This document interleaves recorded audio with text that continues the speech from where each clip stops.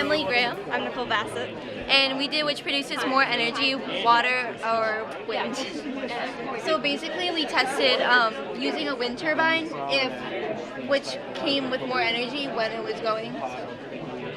So we figured out with our research that the water one comes at a more slower energy but at a more constant rate than the wind. You can produce more energy but it comes at a more sporadic rate than the water. So in conclusion, the wind was much higher, but it could die down a lot quicker, so water would be more reliable to use. We looked at, because it's a lot to do with like renewable energy, so we couldn't use sun because you can't measure the energy coming from the sun. But we learned a lot about everyone else who's used water energy in the past and it can definitely keep you how important it has become now, especially with like using fossil fuels and finding alternative energy sources.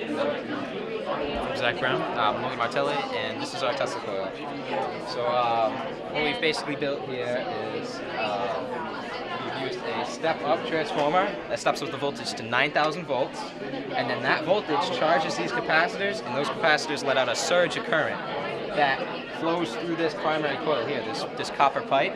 And believe it or not, there's nothing connected to this inner part.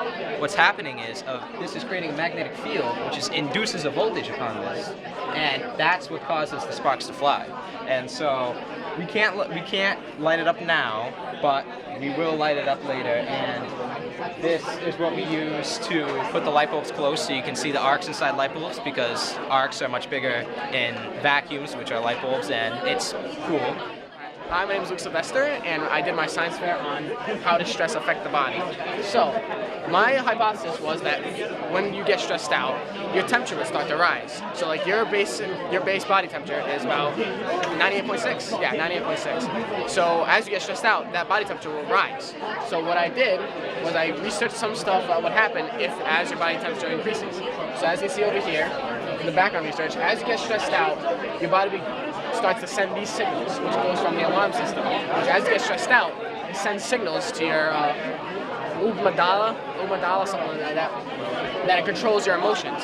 So as you go through that, it goes to the brain trigger, which alerts the hypothalamus, which controls the hormone production. The fast-acting part of the nervous system releases adrenaline, which adrenaline makes your body heat up, which it's making me heat up right now because I'm stressed out. While explaining this to you, it makes you quicker, have quicker reactions. It can sometimes cause you to hyperventilate or have maybe some panic attacks or maybe even a stroke if very what's the word? Critical. I should say critical. So what I found out, I want to figure out, all right, so what can I do to make people's body temperature increase for them to get stressed out? So I took the easiest thing, a math test. So what I did was I made a lengthier math test and I made a short math test at the same time. So the people who took the lengthier test started to get stressed out a lot more because they had a short amount of time to do it, but it was a lot of tests. So as they got down to the wire, they started heating up, hyperventilating, getting a higher body temperature, which causes 96.2 up to 96.6. That's a 4+ difference in your body temperature, which is a lot. But then I did people who only took a 1-page test. So it's not really, it's short. And it's the same time as the lengthier test. And as you can see, people didn't really get stressed out. Plus, it's a matter of what people's preferences are. Like some people handle stress differently. Some lash out in aggression, some are very calm about it. And start to just, breathe in and out, do controlled breathing. So the people who took the short test, they only went up a little bit. Some are different, +3, +2, because they had a shorter time. They had a shorter test to do it with the same amount of time, so they were just getting it done quicker. So basically my question was, as the electricity starts happening, my question was, does stress affect the body? And what I came up with was, yes, it does, in very many ways. Some can be critical, which cause you to have a stroke, or start to hyperventilate, and some can be small. It just matters how much you deal with it. Hi, I'm Ellen Simons. For my science fair project, I investigated how the consumption of popular energy drinks affect the heart, both immediately and more long term. To do this, I measured out 8 ounces of each of the most popular energy drinks. So I did Monster, Red Bull, Rockstar, and then Mountain Dew Kickstart. So I recorded my heart rate before I consumed anything.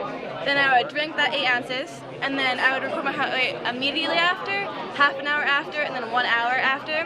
And I did this for the next 4 days until all the energy drinks were gone. So I found out that your heart rate immediately after drinking an energy drink doesn't change much, which means it doesn't take effect really right away. However, half an hour is when your heart rate peaks, and then an hour after you kind of go back down, but it's still more than before you drank the energy drink.